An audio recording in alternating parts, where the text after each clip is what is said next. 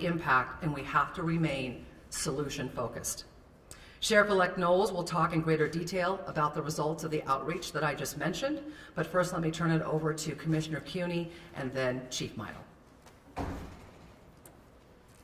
Thank you, Mayor. So the weather this week is expected again to snow, and temperatures are predicted to be in negative degrees. Simply stated, this is not a safe situation for the people living and sleeping in this environment in basically a frozen field. Furthermore, our hospitals are at capacity, so we want to make sure we get these people into a safe environment so we don't have unintended injuries from the cold that would drive them into those stressed hospitals at this point in time. It's also beyond time that the East Sprague neighborhood to receive relief from the burden of this camp. I still represent this district at this point in time, and these people that reside, work, and visit East Sprague deserve a safe environment to function. Right now, they don't feel safe in their homes. People are afraid to go to work. People are not going to some of the businesses in that area because they don't feel that it's safe to do their grocery shopping. So it's important that we get these people into a safe environment that they can get out of the element. On October 25th, at the request of the Sheriff, the Board of County Commissioners activated the Emergency Operations Center, bringing together local agencies to find solutions for those staying in the camp and the impact that this had on the neighborhood. It was at that time then that the EOC has continued to meet multiple times a week to find these solutions for relocating occupants to indoor locations where individuals can be connected with resources. The Trent Resource and Assistance Center track has become the primary transitional navigation center. In early November then, at the EOC, it was determined that there was a need for additional space, offices, showers, and so it was on November 8th that the Spokane County Commissioners provided over $500,000 in emergency funding to invest in the track shelter. It was because of that that we knew that it was going to take time to get these items in place. It wasn't going to happen, as everyone knows, with the supply issues, that we could just order and get them in the next day. So because of having the EOC and activating and working with our partners, we knew the need.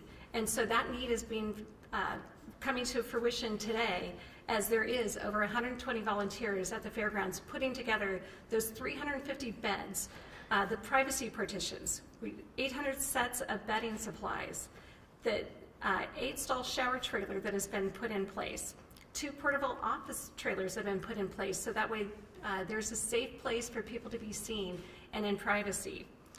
In addition, through all of that, then there was also the business community that came together with $35,000 to provide the storage bins, large and small, for individuals to house their stuff. As we approach some very dangerous weather conditions, I want to emphasize that we need everyone at the table at the EOC. So I ask the other agencies that haven't come before to come to the EOC so we can find solutions and help these people that need it desperately. The other thing I want to make sure is that as we move forward, that we are inviting the people that are providing those services, those wraparound services at the camp, to come to track, continue to do those services for those people in need, that we want to see them get into other housing options. And so again, we ask, come to the table, we want to find those solutions, we want to help these people. I now will ask Chief Meidl to come up. Thank you, Commissioner, and good afternoon, everyone. Thank you very much for being here.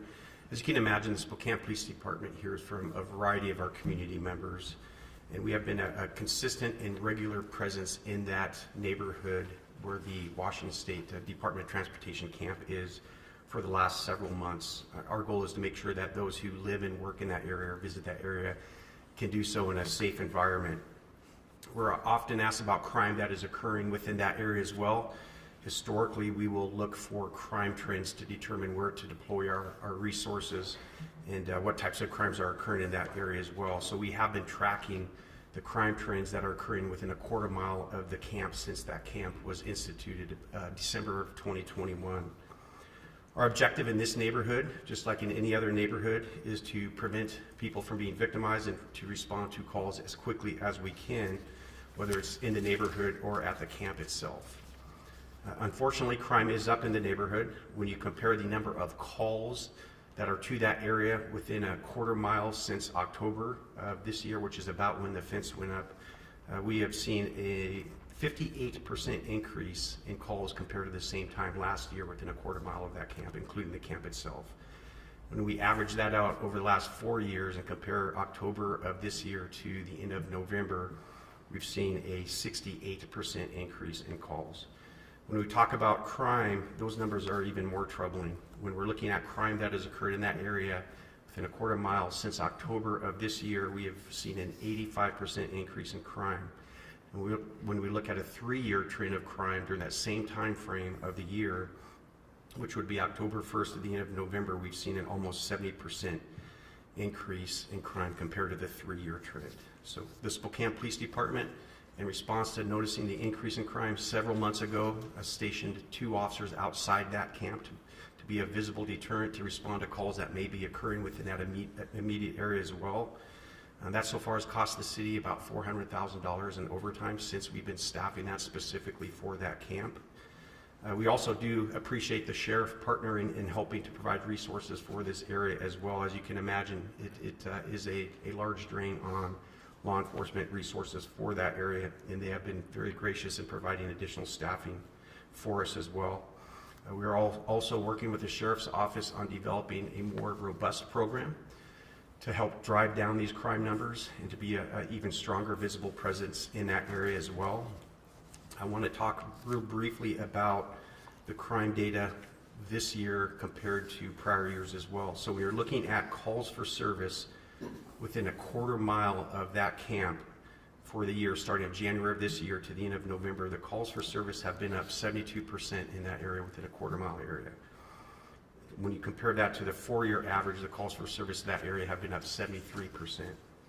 Now when we're talking about crimes, actual crimes that are reported for the same time period, 1 year, starting January 1st of this year to the end of November, the crimes that have been reported to us in that area are up 79% this year compared to the prior year. And we're looking at a 3-year trend. The crime is up in that area 62% this year compared to the 3-year trend as well. So we know we have issues and concerns in that area. We know we've talked to a lot of frustrated neighbors. We've talked to a lot of frustrated businesses in that area. In addition to Spokane Police Department working that area along with the Spokane County Sheriff's Office, there's also private security at the Tapio Center. We know that the Department of Transportation has hired private security for the camp itself. And then we also know that Fred Myers has had to hire off-duty officers as well. So there are extensive resources in that area because a lot of the issues that are really reoccurring in that area over and over again. So with that, I would like to turn it over to Sheriff-elect Nowles.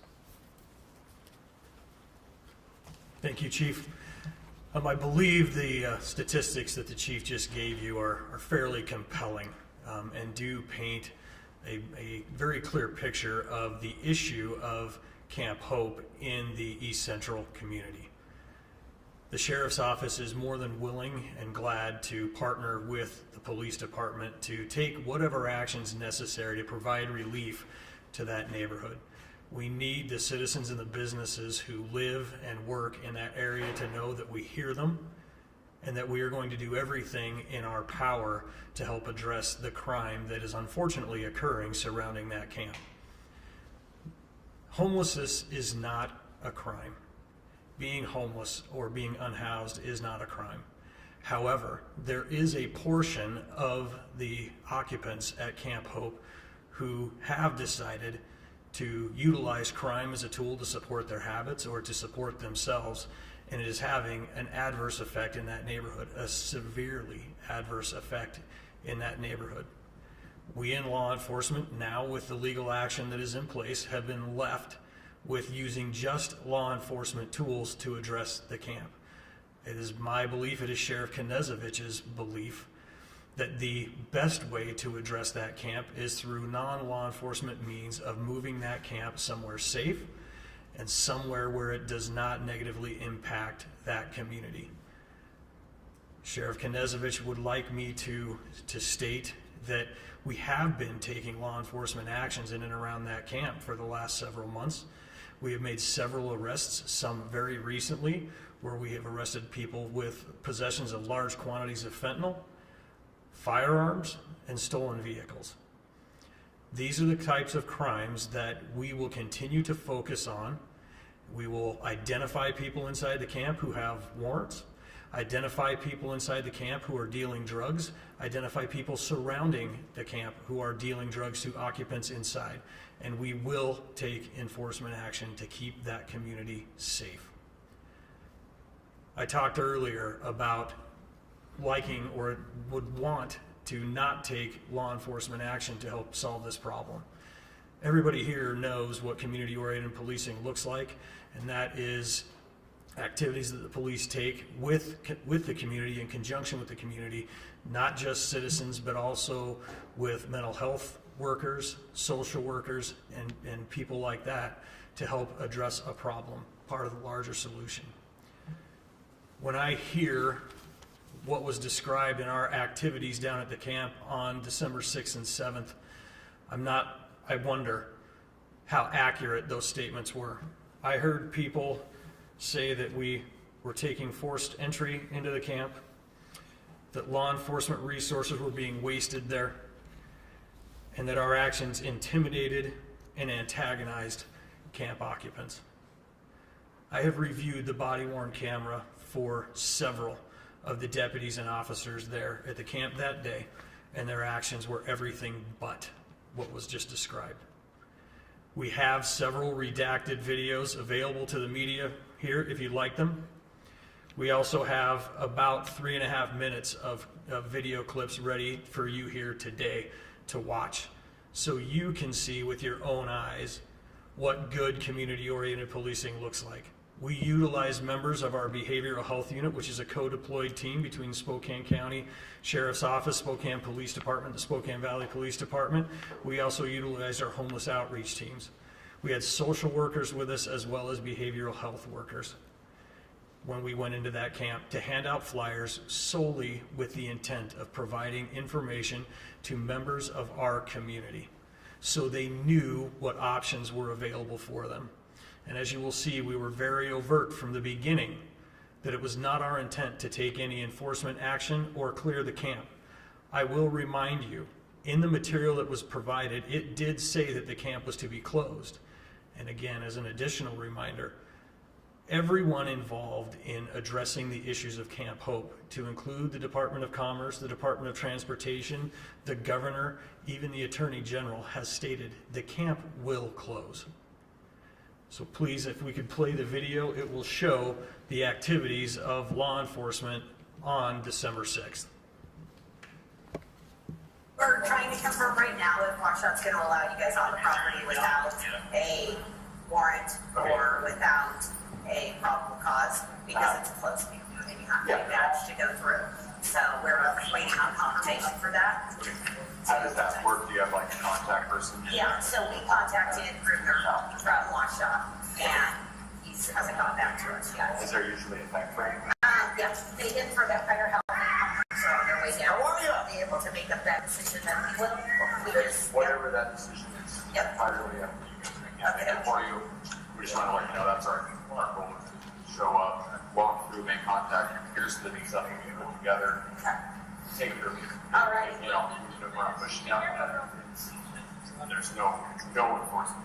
No enforcement. oh, Sean, nice to meet you. nice to meet you. These two people, oh, I'm telling you, you look like John Metcalf out of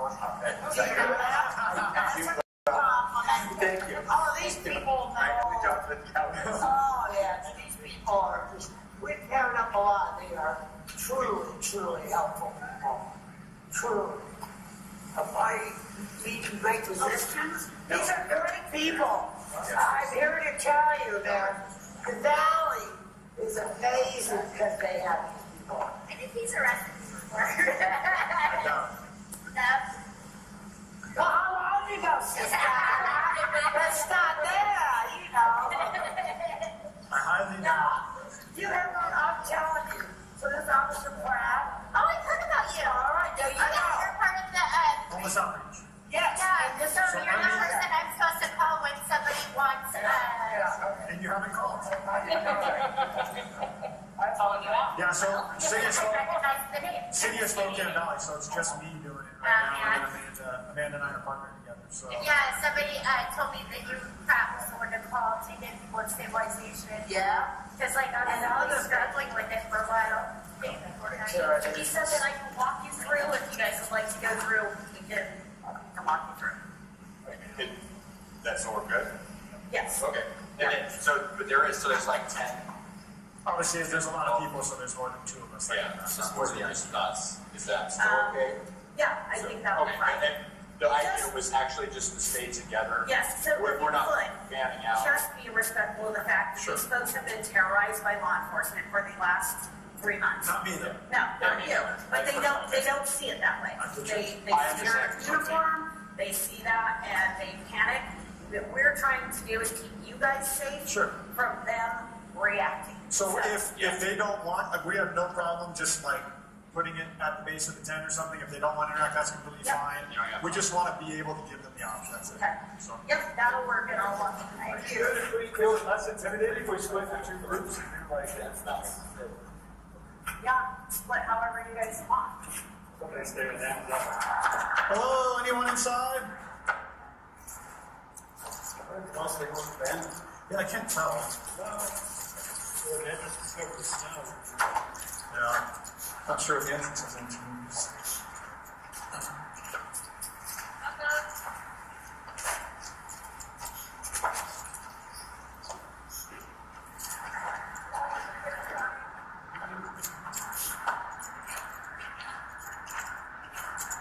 Hello, Sheriff's Office.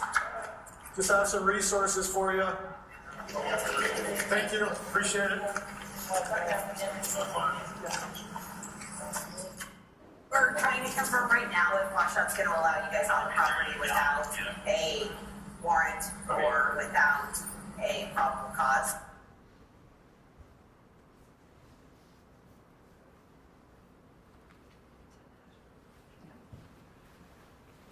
So actually, I believe this other clip is an actual interaction between one of the Spokane Police Department officers and a camp occupant. What I would like to point out about those previous clips is this. Our officers were very clear, our deputies were very clear about their intent inside that camp.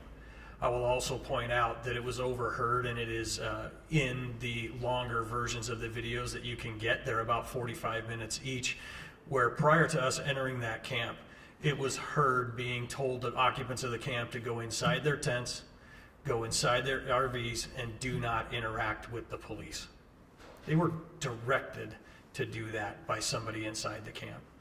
It is very hard to make a positive impact in a community and to become part of a community when you're being told by people there to not interact with us. Those are the kinds of things that we at Lossmore are trying to overcome.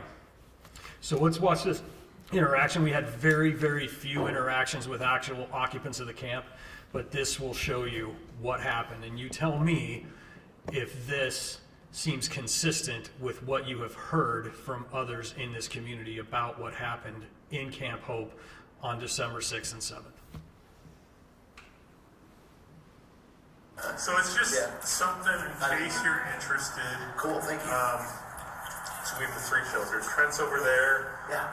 Salvation Army, it sounds like they're running like a 3-tier thing, but they move to Canada to the way out. But then if you're interested in like the stabilization center for withdrawal management or mental health, like it's a good place. Yeah. They work with Pioneer to get you in those services. I'm from out of state, and I'm just waiting on my identification. Okay, so we just wanted to stop by and hand out some flyers. Make sure that you guys know that there's other resources available, okay? Yeah, we just are worried about you guys staying outside and... Got heat? No heat? Pretty good. Well, I'm trying to get some from Sam. So, we work with the behavioral health unit, and we do just want to let you know that, you know, this, you don't have to be here, that we hear that you want to work and you want to make a change, and we can help you do that. There's ways around it, you know? We know we just bought this trailer, but it's only going to get colder and snowier. And I've been out here for 10 minutes and I'm already freezing, so I don't know. I don't see how you're doing it. You got a lot of strength in you, obviously, right?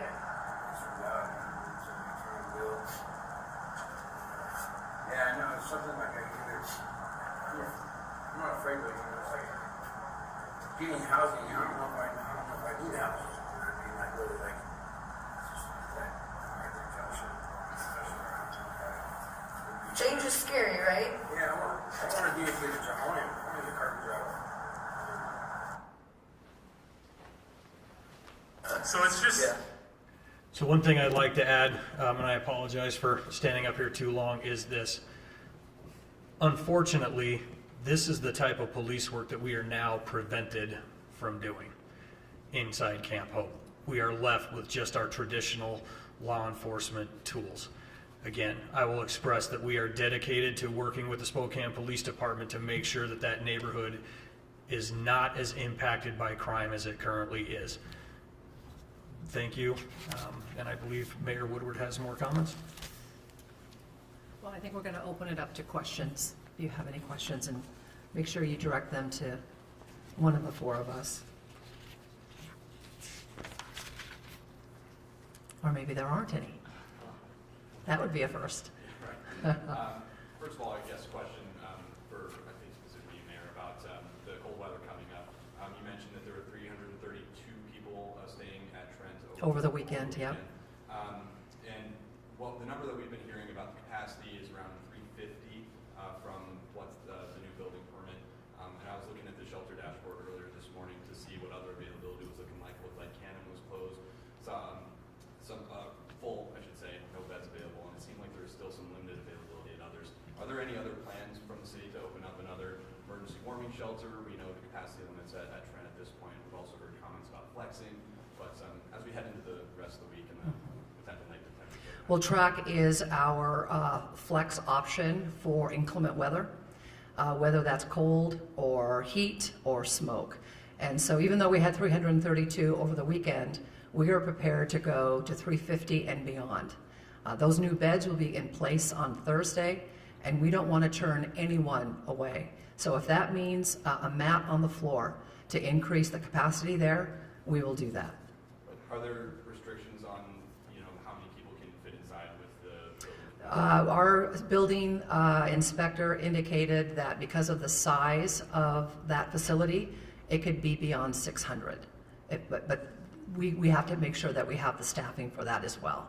Salvation Army has been working to increase their staffing to accommodate a surge that we're expected to see this week because of the weather, below freezing temperatures. So no other operations planned at this point. So I know last year it was at the convention center through the Guardians Foundation, nothing else. Well, we could go up to 450 at track. At this point with the staffing levels and the beds and everything. That's what we're working on, yeah. Yeah, I just had a quick question for the mayor. It feels like there's been some disagreement over how many people are actually staying at Camp Hope currently. And I know the most recent WSDOT update, I think, said 377. Does the city have a sense for how many people are currently staying there? Those numbers have been going back and forth. I do understand that there will be a number released this week from Department of Transportation for a count that just currently happened. And so we're eagerly anticipating that number. You may have heard in the news that the fire in an RV that occurred a couple of weeks ago at that encampment, our police chief or our fire chief was there, and they evacuated everyone, counted everyone who returned, and at that time it was about 240. So yeah, those numbers have gone back and forth. You guys have data from October to October, you have data on crime before and after the fence went up? That's correct. So that October date you heard me say at the beginning was basically the date where the fence went up around the that whole area. Correct.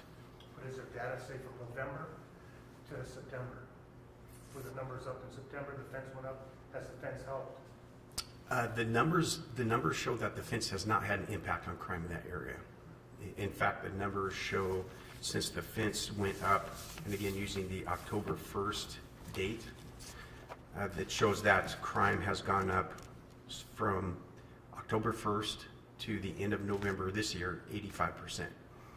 And when you want to look, compare to the same time last year, and if you want to look at a 3-year trend, then the crime this year is up 69% compared to the same time frame averaged out over the last 3 years. Chief Meidl, while you, so far the overtime, a lot of that's been visual, people in their cars during the days, basically.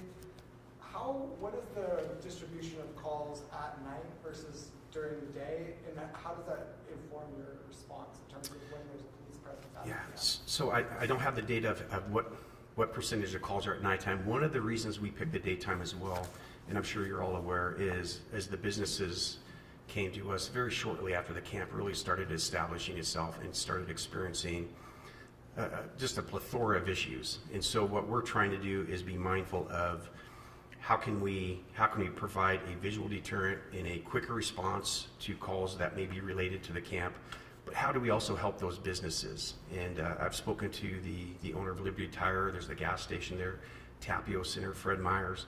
So what we're trying to do is find that balance between providing protection for the camp, protection for the neighborhood, but also help the businesses out during the hours that they're open as well. So that was a driving factor of why we picked those hours. Chief, another question for you, specifically about the crime trends that you spoke to. Obviously, the focus is on that quarter-mile area, but how does that speak to a broader trend here? Are you seeing an increase in crime elsewhere throughout the city and in the region as well? So yeah, when you're looking at, and again, we can break it up by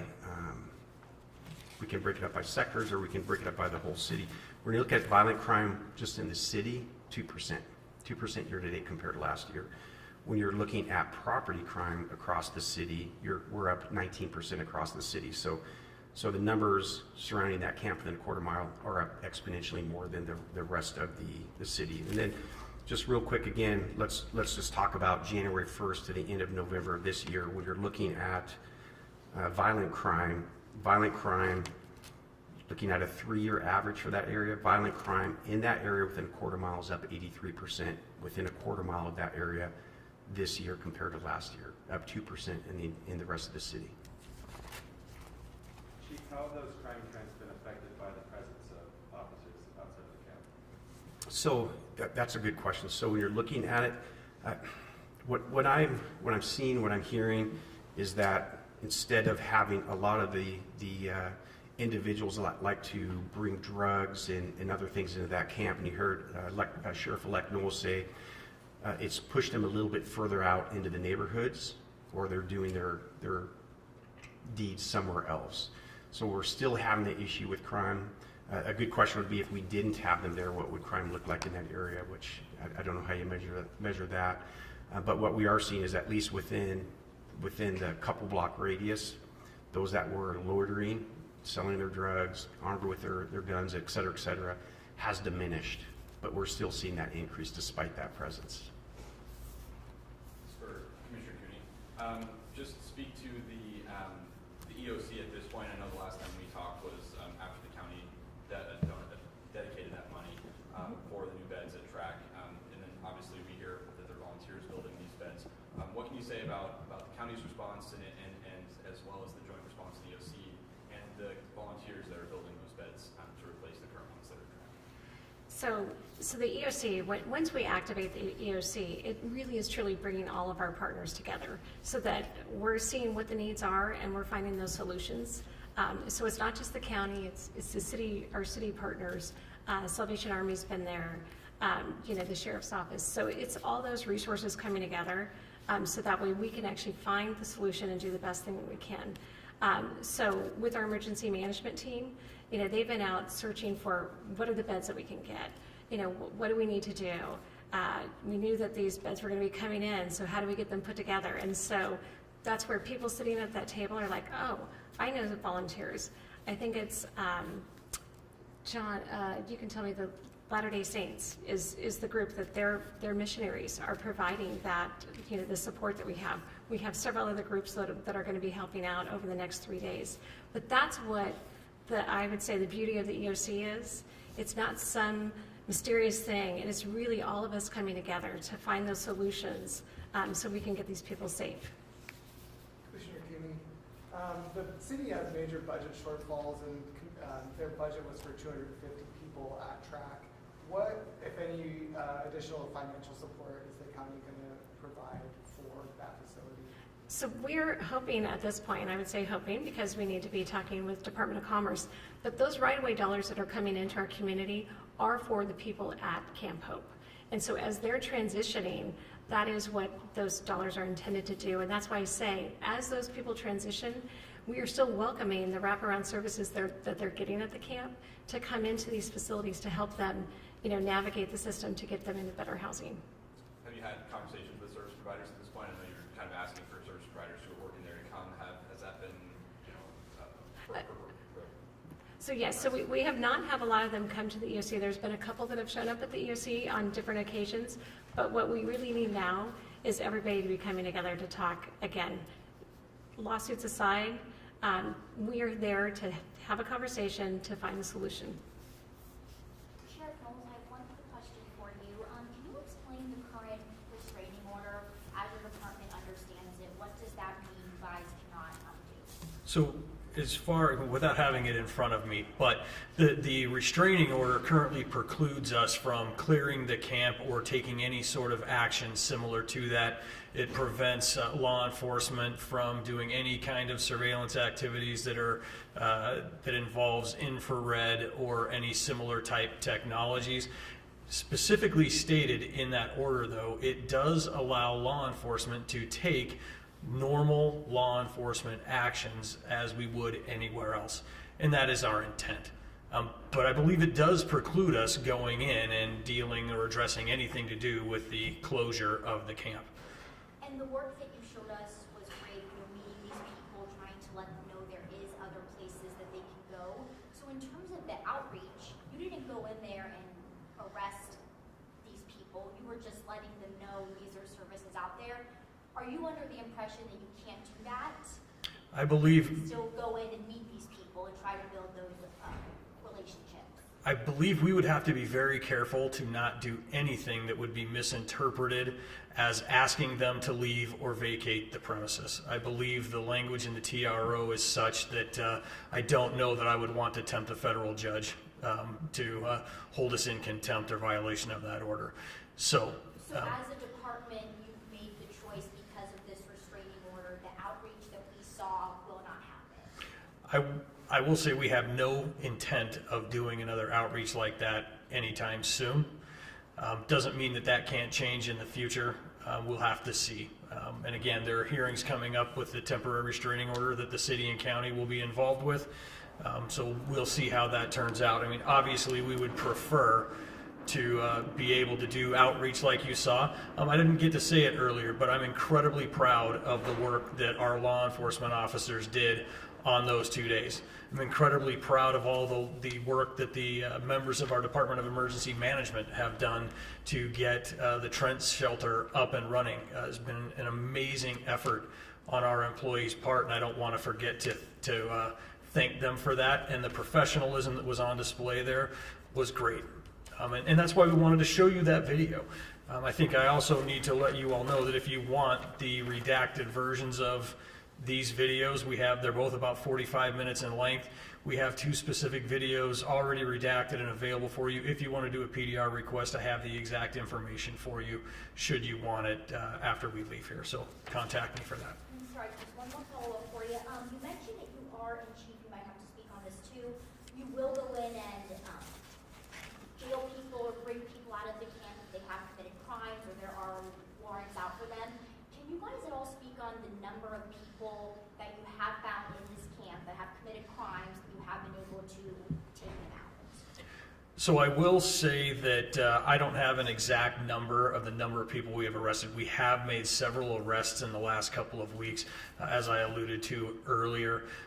We do believe that there are people who have warrants for their arrest or are committing crimes or have committed crimes that we have probable cause for that we will be looking for and arresting. And again, the temporary restraining order does not preclude us from doing that, nor should it.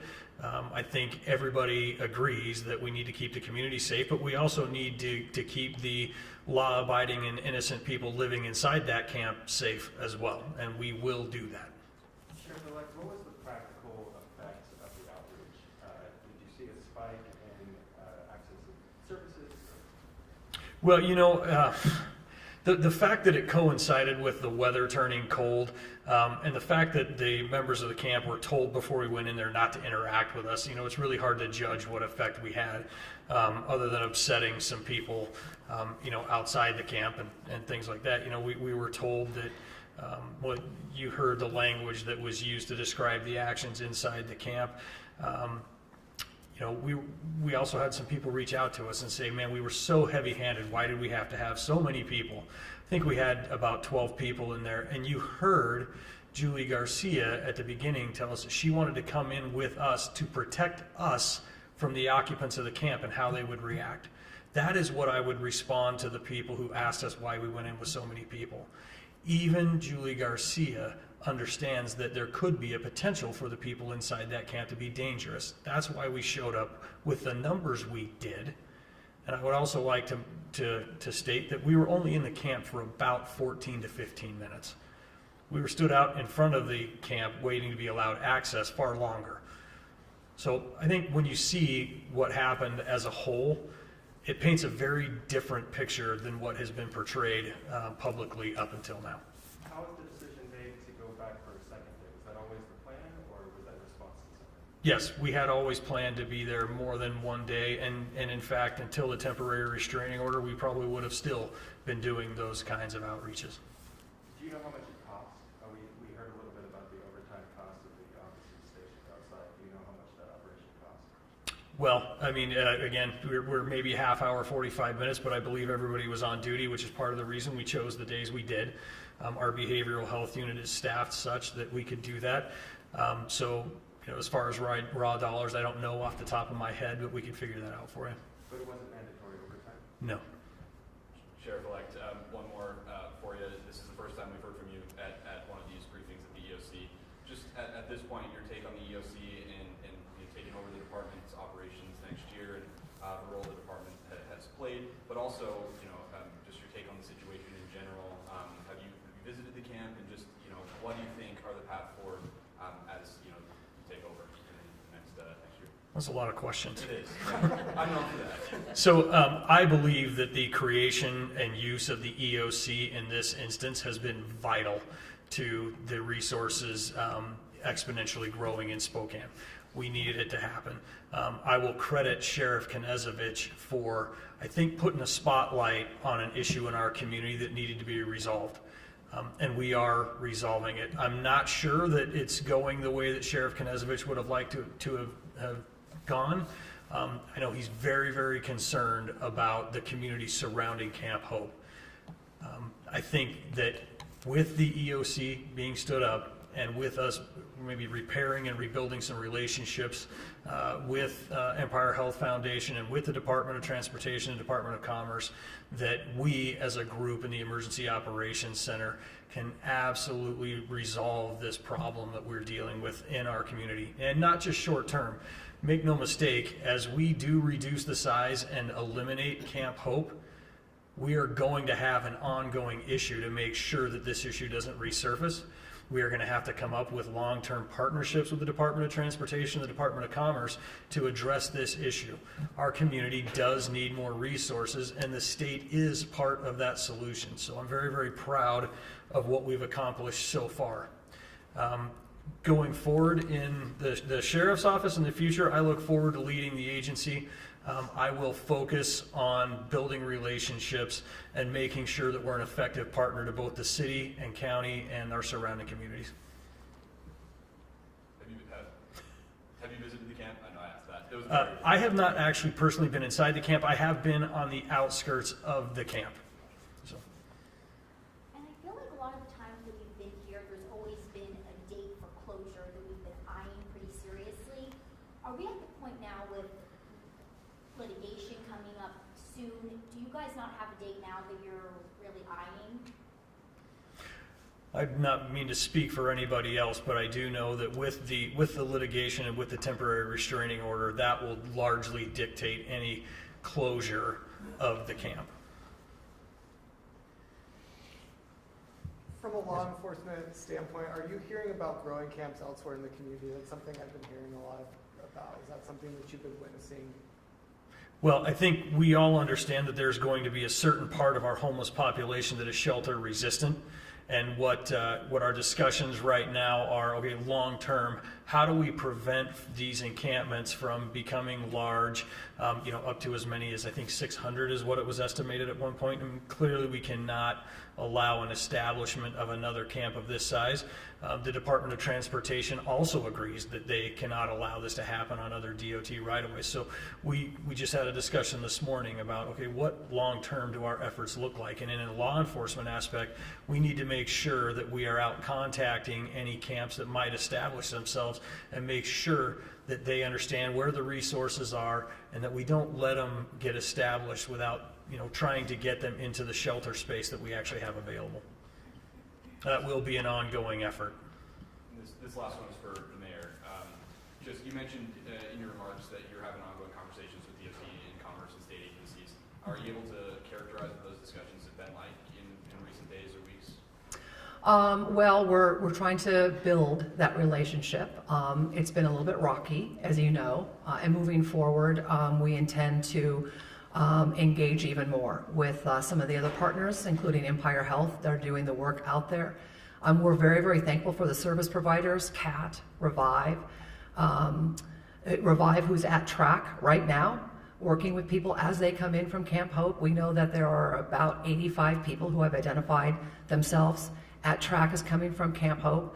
I'm thankful for the partnership that we have with the county to get to where we are, the improvements that we're making at that facility right now to make it easier for people to walk in that door, stay so that they can get connected to services as they wait out whatever housing option will be for them in the future. And I believe that you will all get a media opportunity this week to come and see what is going on with the beds as they're assembled and the army of volunteers that are there. We have a very compassionate community. We were so incredibly surprised, pleasantly surprised by the amount of people who wanted to turn out and help us in this effort. And I think that speaks a lot to what we are and who we are. And I'm very thankful for that. We've made some mistakes. I'll just tell you that. We've learned. We've never had an operation or a facility that can accommodate this number of people ever in our region. And a lot of work is going into making it better all the time. And that's why we're doing the partitions, we're changing out the beds, we're adding amenities.